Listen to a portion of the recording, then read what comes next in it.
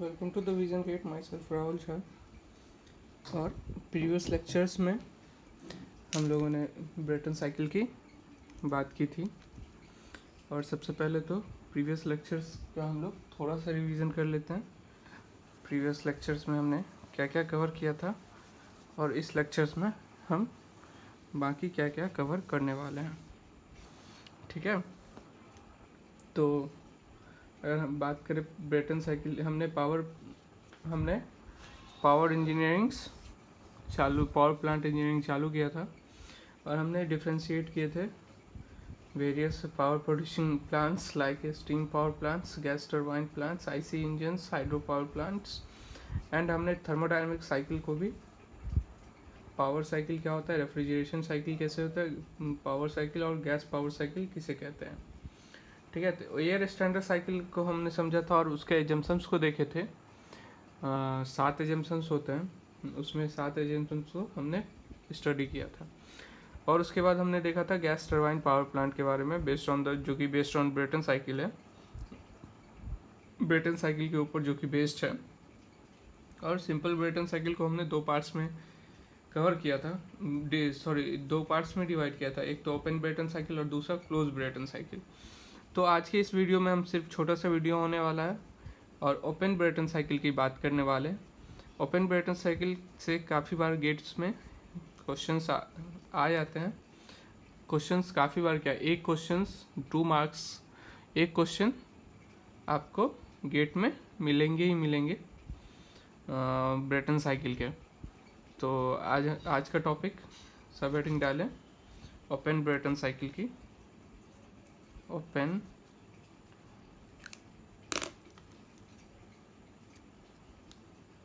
सब हेडिंग डालेंगे open Brayton cycle, open Brayton cycle. आज का सब हेडिंग डालेंगे ओपन ब्रेटन साइकिल।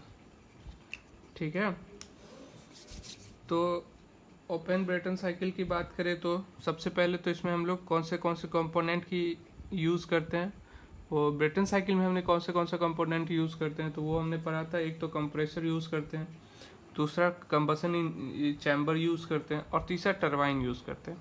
अब ये तीनों कंपोनेंट्स आपस में काम कैसे करते हैं, कंबसन और कंप्रेसर, कंबसन चैम्बर और turbine.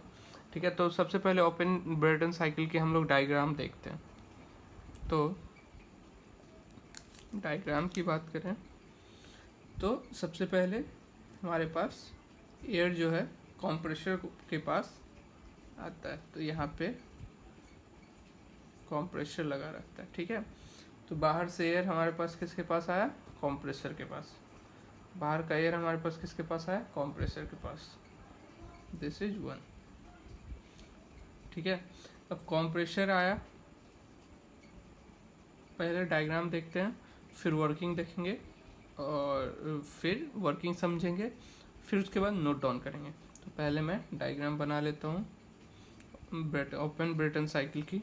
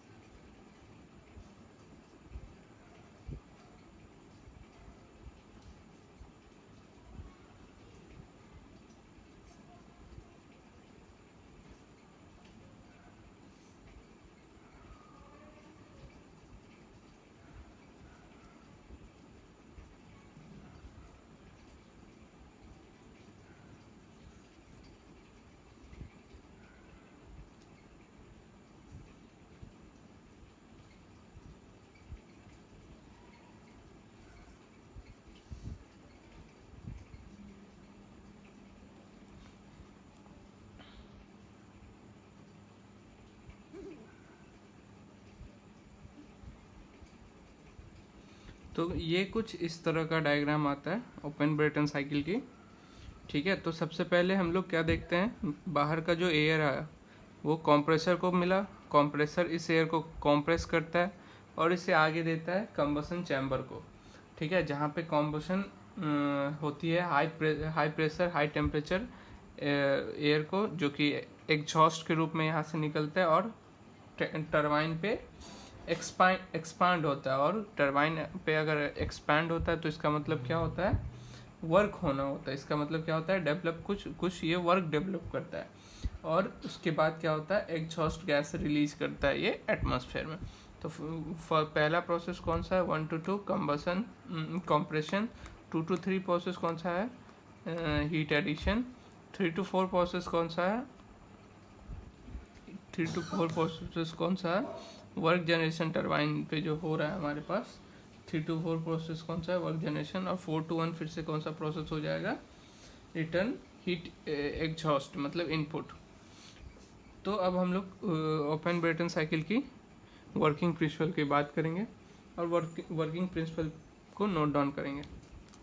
So note down, the air is soft by the compressor, the air is swept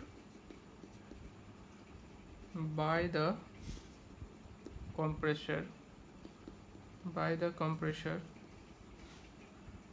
and the compressed air and the compressor to the air is swept by the compressor and the compressor to the high pressure and the compressor to the high pressure and the compressor to the high pressure। अब जो high pressure air हमारे पास है, the high pressure air enters to the combustion chamber. अब ये high pressure air किस में inter करता है हमारे पास, कंबसन चैम्बर में। द हाई प्रेशर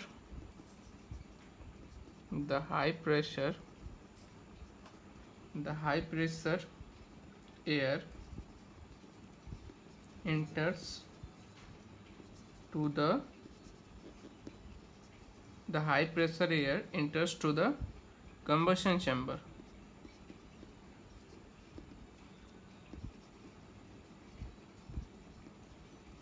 ठीक है, अब combustion chamber में क्या होता है, where combustion takes place and temperature of the air increase। combustion chamber में क्या होता है, combustion होता है और temperature of air क्या हो जाता है, increase हो जाता है। where combustion take place and temperature of air increases okay, इसके बाद का क्या प्रोसेस मैंने बताया था, then the high temperature combustion chamber के बाद हो गया और हाई प्रेशर ऑलरेडी कंप्रेसर ने इस गैस को बना दिया था। तो ये हाई प्रेशर और हाई टेम्परेचर किसके पास जाता है, टरबाइन के पास। Then the high pressure high temperature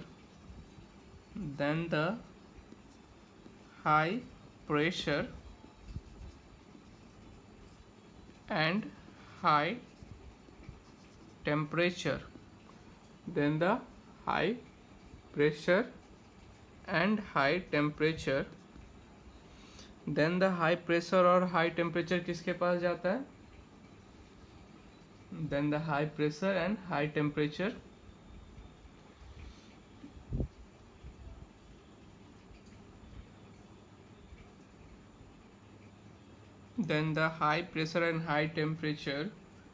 exhaust gas expands to the turbine। ठीक है, इसके बाद वो कहाँ जाता है, टरबाइन पे।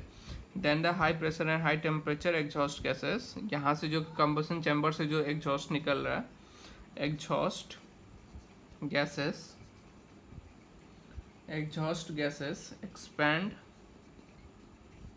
expand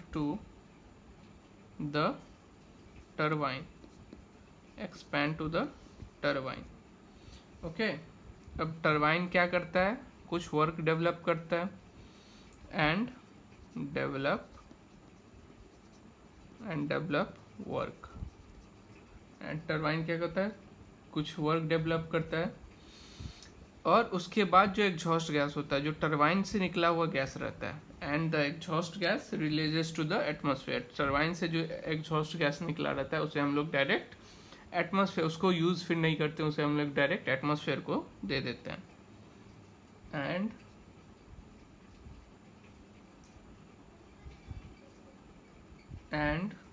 these exhaust gases, and then these exhaust gases released to the atmosphere। ठीक है, तो working of open Brayton cycle हमने अभी देखा, और एक बार इसको समअप कर लेते हैं। समअप करने में हमारे पास सबसे पहला कंपोनेंट कौन था ओपन ब्रेटन साइकिल में, कंप्रेसर। तो जो बाहर का एयर आया उसे कंप्रेसर ने कंप्रेस्ड किया, और कंप्रेसर अगर कंप्रेस्ड करता है उससे क्या हुआ, एयर पे क्या कैसा इफेक्ट आया, उसका प्रेशर इंक्रीज हुआ।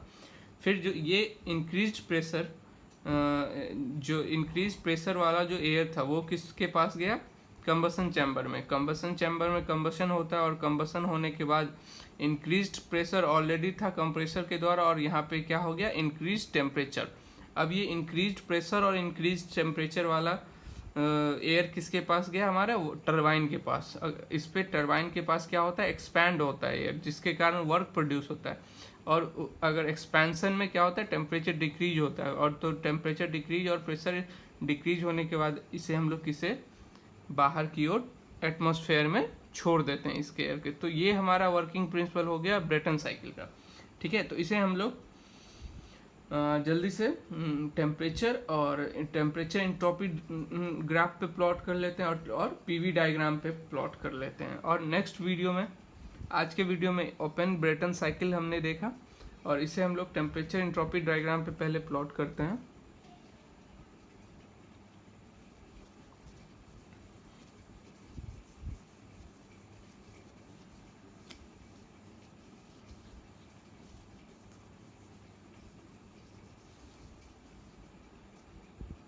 क्योंकि ये सारा जो कंसेप्ट है बहुत ही इम्पोर्टेंट है गेट के पॉइंट ऑफ व्यू से, तो इसके ऊपर एक न्यूमेरिकल गारंटी है, इसके ऊपर एक न्यूमेरिकल रहेगा ही रहेगा। गेट के एग्जाम पे हर एक साल ऑलमोस्ट आता है, तो इस कंसेप्ट को बहुत ही हौले हौले और समझते आगे बढ़ना है।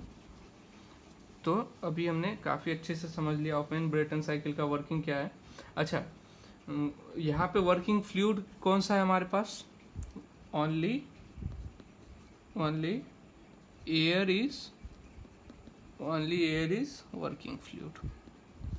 हमारे पास यहाँ पे वर्किंग फ्लूइड क्या है, only air is working fluid।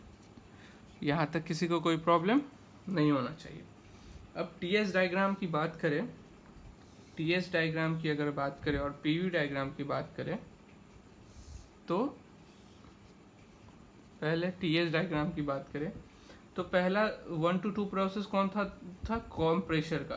Compressor का प्रोसेस कौन सा होता है, कॉम्प्रेसर का प्रोसेस कौन सा होता है, same entropy.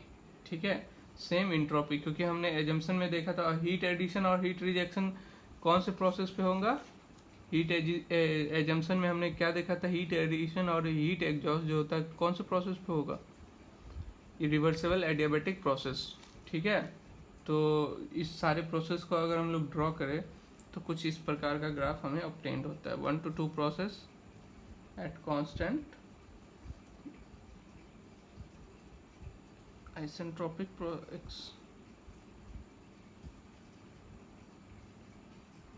2 to 3 and this.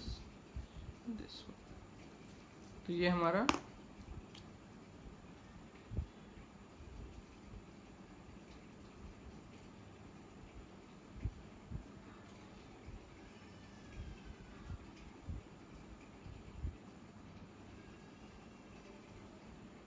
One two to process कैसा है, प्रोसेस 1 to 2 कैसा है हमारे पास, reversible adiabatic compression. Process 1 to 2 कैसा है हमारे पास, रिवर्सेबल एडियाबैटिक कॉम्प्रेशन, जिसका ग्राफ हमने देखा है कैसे बनता है और सीखा भी था पिछले वीडियोस में। टीएस डायग्राम की जब हम लोग बात कर रहे थे तो हम लोग ये देख रहे थे, हर एक टाइप का ग्राफ देखे थे। तो रिवर्सेबल एडियाबैटिक कॉम्प्रेशन का ग्राफ, क्योंकि रिवर्सेबल एडियाबैटिक कॉम्प्रेशन को हम लोग आइसेंट्रोपिक प्रोसेस भी कहते हैं, इसलिए इस तरह का बना। और 2 से 3 प्रोसेस कौन सा है हमारे पास, constant pressure heat addition process, constant pressure heat addition process, ठीक है। और 2 से 3 प्रोसेस कौन सा है हमारे पास, constant pressure heat addition process. 3 से 4 प्रोसेस कौन सा है हमारे पास, 3 से 4 प्रोसेस कौन सा है हमारे पास, 3 से 4 रिवर्सेबल एडियाबैटिक एक्सपांसन, ठीक है। तो यहाँ पे नोट डाउन करेंगे 1 to 2 प्रोसेस कौन सा है हमारे पास, रिवर्सेबल एडियाबैटिक कॉम्प्रेशन। 3 से 4 प्रोसेस कौन सा है, रिवर्सेबल एडियाबैटिक एक्सपांसन, ठीक है। और 2 से 3 कौन सा प्रोसेस है हमारे पास, कांस्टेंट प्रेशर हीट एडिशन। और 4 से 1 कौन सा प्रोसेस बचा, जो 4 से 1 बचा वो कौन सा प्रोसेस होगा, कांस्टेंट प्रेशर। ऐसे मैंने इसलिए लिखा क्योंकि दो का कॉम्बिनेशन बन रहा था और आपको भी ध्यान रखने में इजी होगा। कांस्टेंट प्रेशर हीट रिजेक्शन, यहाँ तक किसी को कोई प्रॉब्लम नहीं। 1 to 2, 3 to 4 and 4 to 1। 4 to 1 कैसा प्रोसेस है हमारा, कांस्टेंट प्रेशर हीट रिजेक्शन। यहाँ पे हीट इनपुट आ रहा है क्यू इन, यहाँ पे क्यू आउट। तो ये 4 प्रोसेस में हमारा ब्रेटन साइकिल कंप्लीट होता है। तो ये 4 प्रोसेस जो है इसे ध्यान में रखना है, ब्रेटन साइकिल में कौन से प्रोसेसेस होते हैं और उसको हम लोग टीएस डायग्राम पे कैसे रिप्रेजेंट कर सकते हैं। अब इसी प्रोसेस को अगर हमें पीवी डायग्राम पे रिप्रेजेंट करना हो, अब इसी प्रोसेस को अगर हमें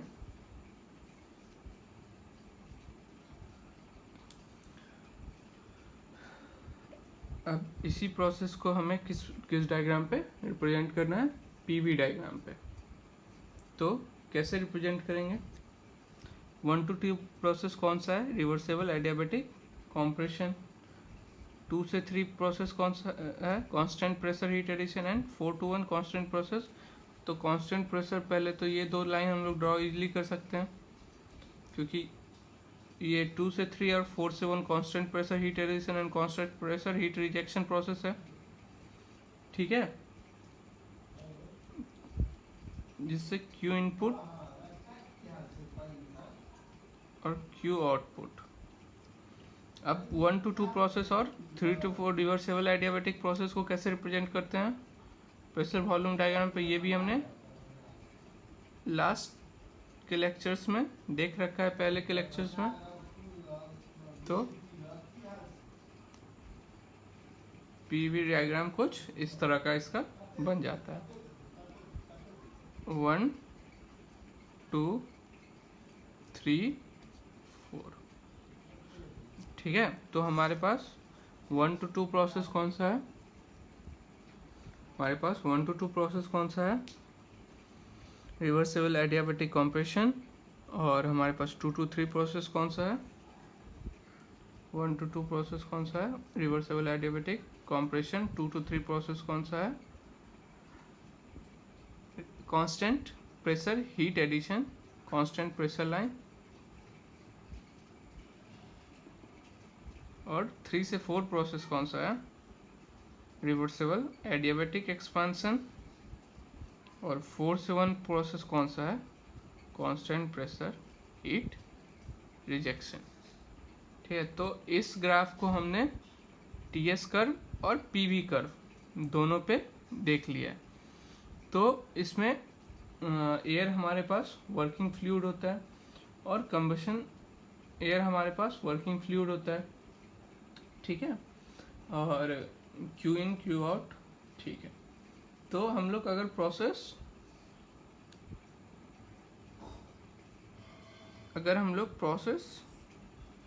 2 to 3 की बात करें, ठीक है, अब हम लोग डेरिवेशन करते हैं इसका एफिशिएंसी।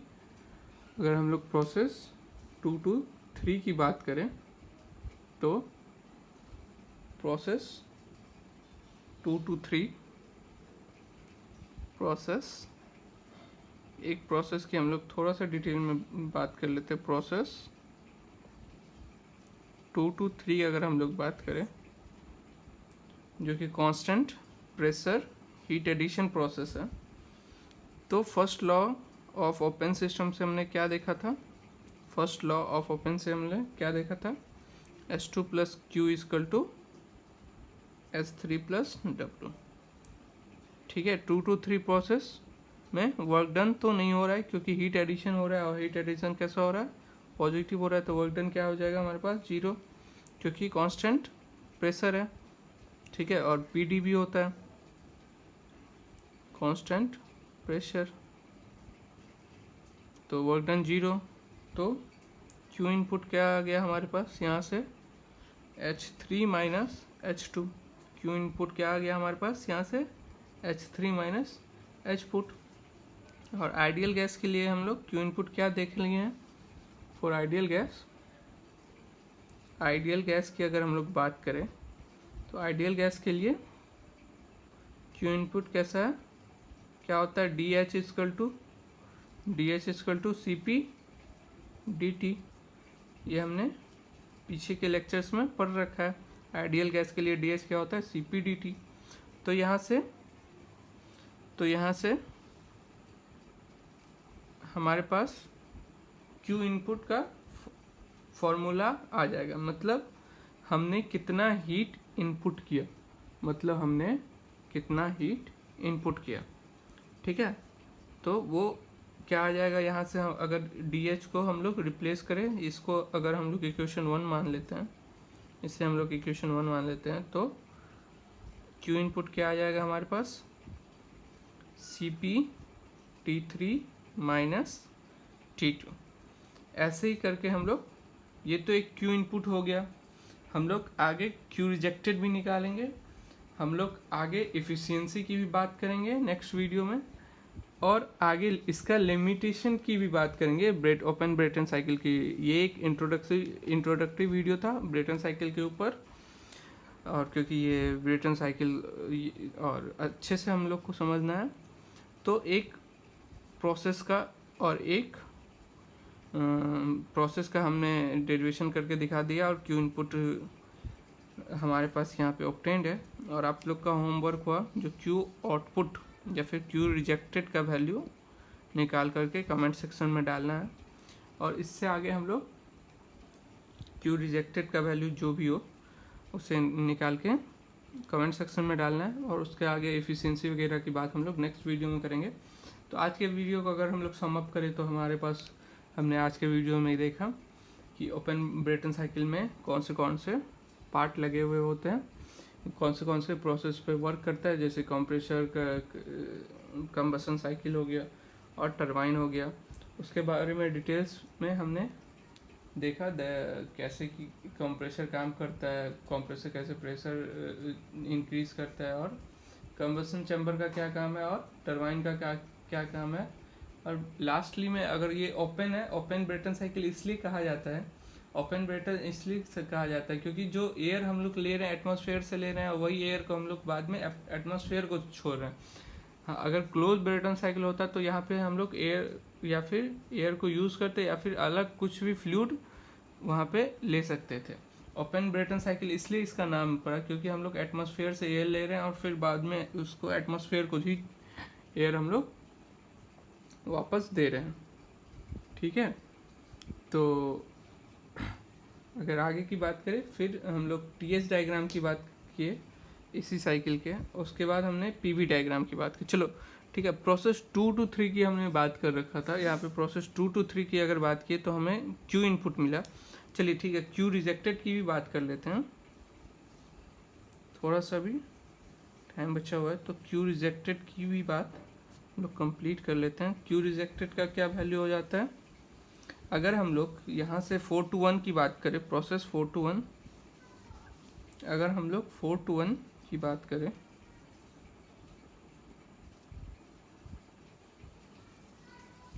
अगर हम लोग 4-1 की बात करें, प्रोसेस 4-1 की अगर हम लोग बात करें, तो constant process heat rejection process है। कौन सा प्रोसेस है 4-1? Constant pressure heat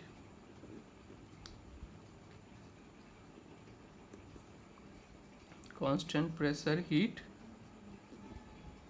rejection process है। तो फर्स्ट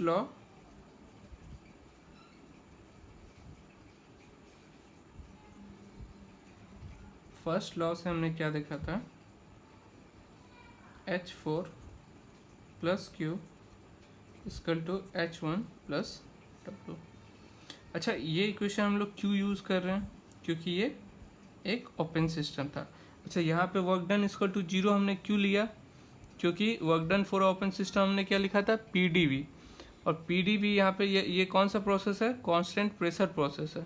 तो इसलिए यहाँ का वर्क डन क्या हो गया, हमारे पास 0 हो गया। इसलिए यहाँ का वर्क डन हमारे पास क्या हो गया, 0 हो गया।